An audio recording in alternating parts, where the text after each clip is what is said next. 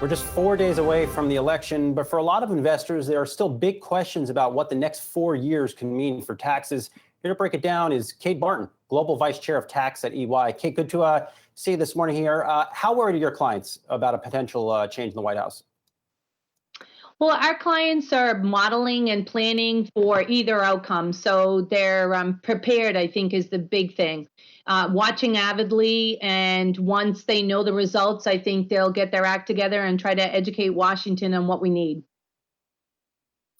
What would a Biden tax plan do to corporations, Kate? He wants to raise the capital gains tax. He wants to tax individuals, households making more than $400,000 a year. What's that going to do to corporate America? So there's really three things that most companies are looking at in terms of the Biden plan. One is the fact that taxes are going up, the corporate rate from 21 to 28. That's what he's saying he would do. The second is the fact that he wants to have this minimum tax, which is a tax on book income, 15% tax on book income. And that's got a lot of our companies and multinationals concerned. So that's the second. And then the third is, you maybe have heard about this tax on offshore earnings called the GILTI tax. He wants to raise that from roughly 13% to 21.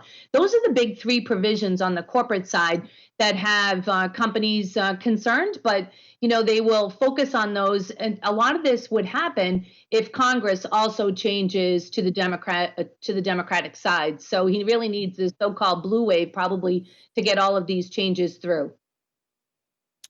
Are company executives telling you that if those taxes do go up, like you just outlined, they are poised to pull back on their capital investment plans?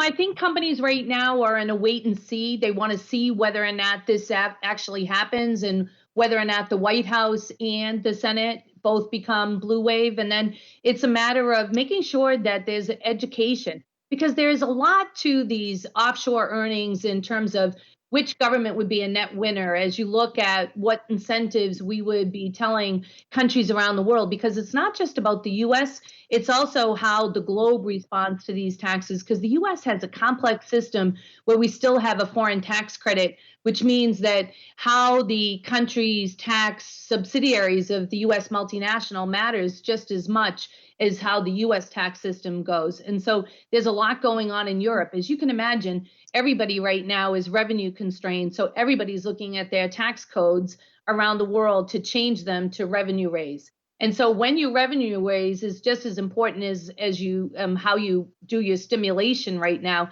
as you can try to come out of this pandemic. So that tap dance is really important. Kate, our country has taken on enormous amounts of debt because of all the money that federal, city, and state governments have had to dole out during this pandemic. Doesn't this mean that whomever becomes president will be forced to raise taxes in the next 4 years just to fill coffers?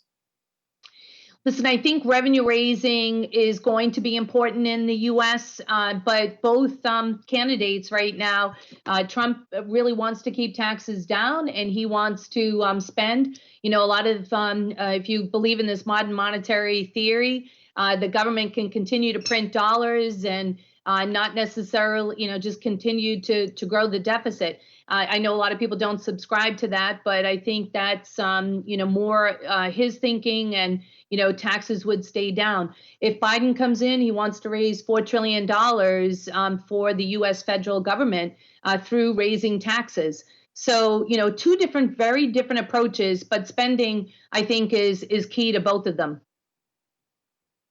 Kate, earlier this week, I talked to Walmart CEO Doug McMillon at our conference, and he said it's important that taxes stay, quote, they competitive. What would be a good competitive corporate tax rate for Joe Biden to consider? Somewhere around 25% at the max. I mean, certainly the 21% rate right now is a really good rate as you look at countries around the world. But a lot of it is the devil in the detail. Remember, the headline rate is just one aspect of this puzzle. Really what happens is you have to look at deductions, what's deductible or not. To get to this 21% rate, there were a lot of deductions that were foregone. And so if the rate goes up, as candidate Biden has said, he wants to raise it to 28, and then if you don't have deductions, that could cost companies a lot of money.